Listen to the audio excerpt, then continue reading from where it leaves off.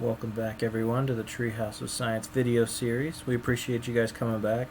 Now that we've explored our own planet, we can kind of finally move on and learn a little bit more about our robot that we've actually built here. So we'll come out of the rainforest, just enjoy it for a couple more seconds as we finish out our rail car here.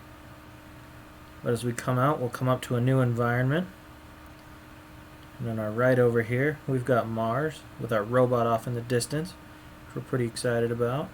And then on the left, we've got NASA, which I'm going to assume is the NASA headquarters out there in the distance. And it looks like we've got a bit of a traffic jam here. All the tour buses coming into NASA. But we'll keep on our merry way here. I don't know if anybody else has ever dreamed of being an astronaut, but I know we definitely have here. That's something we're all very excited about, is space and space exploration. And it looks like we've faced a couple obstacles here on the way. It's kind of cheesy, but we're always going to face obstacles on the way to our goals. So just something to keep in mind. But we're finally here on the Martian surface. We've overcome our obstacles, and here is our robot. It's a big old beauty there. We got a fancy name for it, which we'll see here in a second. We call it Throckmorton the Skycrawler. I know, it's great. But to take a closer look at our robot here, we'll zoom up into the sky. And some of you might be familiar with robotics, depending if you have a FIRST robotics team or an FRC team. But just to describe our robot, we've got some wheels up here. And these are our airless tires so that they don't change pressure as we go into space. We've got some stepper motors here which can turn the wheels. We've got them on all 6 wheels on this robot, but in real life there won't be motors to turn on these middle wheels. These will just idle. And our suspension system here is called a rocker bogie system. And that's a system that's on the NASA Curiosity rover that's on Mars right now. And it allows you to go over really high obstacles. This bottom piece is called the rocker, and then this top piece is called the bogie. But together, as the front wheels come up, they can still articulate over things, but the back wheel will go down. And as the left side of the robot goes up, the right side will go down. And these sides are tied together by this gearbox here in the middle. And basically what that enables us to do is that anything attached to this gearbox will not only be suspended, but it will average the height of the 2 sides.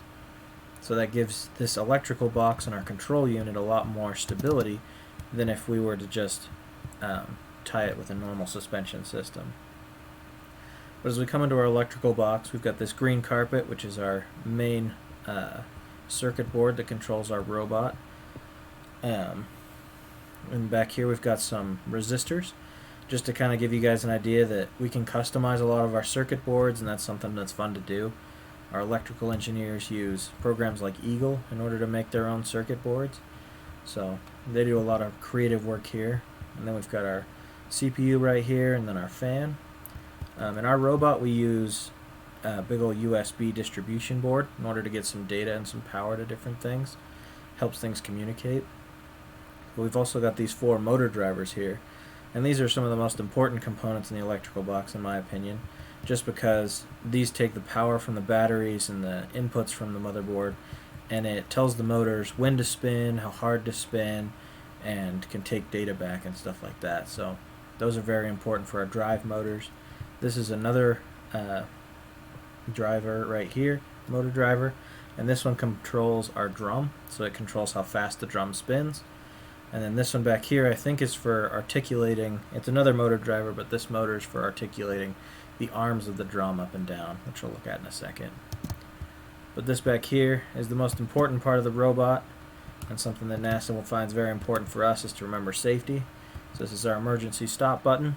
It can be hit from outside the robot just in case we lose communication with it and the robot starts doing its own thing without our control. You can just hit that button and stop the whole thing, so that's pretty important for us. But we'll come down here outside of our electrical box and we'll look at one of our other motors that we have. So starting from the back, this is what we'll call the monster motor, just because it's always covered in monsters down here. And this motor turns a worm gear, which if anybody's heard of a worm gear here, basically these are not back drivable. So as we turn this motor on purpose, it'll move the arms of the drum up and down. But if we turn the power off to the motor, as we're pushing into the dirt can't force the arms to go up or down because of this worm gearbox here. So that's kind of a cool property of worm gearboxes. This is another one of our motors. This motor is actually bigger than the last motor, but it is used to drive the drum. So its power will come up this shaft, go into a right angle gearbox. Not really right angle in Minecraft, but it is in real life. And then that will spin this drum. And this drum was actually inspired by the NASA Razor robot. And that is a surface mining robot that when the drum spins forward, it holds all the dirt, and then when it spins backward, it comes back out. So we've modified it a little bit for depth mining instead of surface mining like they use it for. But the dirt will theoretically come inside the drum and then get trapped here in the center and just keep spinning throughout the drum as it goes around. And then if you want the dirt back out, you would just spin the motor in the other direction and the dirt would come back out the same scoops that it went in. So this basically eliminates any need that we would have for any kind of other carrying component, like a bucket, like to have a dump truck bucket, or any kind of mechanism to dump the dirt back out. We can dump it with the same mechanism we picked it up with. So that just really simplifies our design and makes it easier for us to be able to handle things. But that's what we've kind of designed in a very simplistic form in order to mine on the moon. And so we wanted you guys to take a second and to do basically the same thing, but just think of a creative way that you could mine on the moon. No explosions because there's no oxygen really. So you can come up with any kind of like a drill or a robot or any kind of a moon excavator or something. But feel free to draw that out. Share with us what you came up with, or just describe it in a few words below this video. But we hope you've enjoyed this video here on the Treehouse of Science series, and we hope to see you guys next time.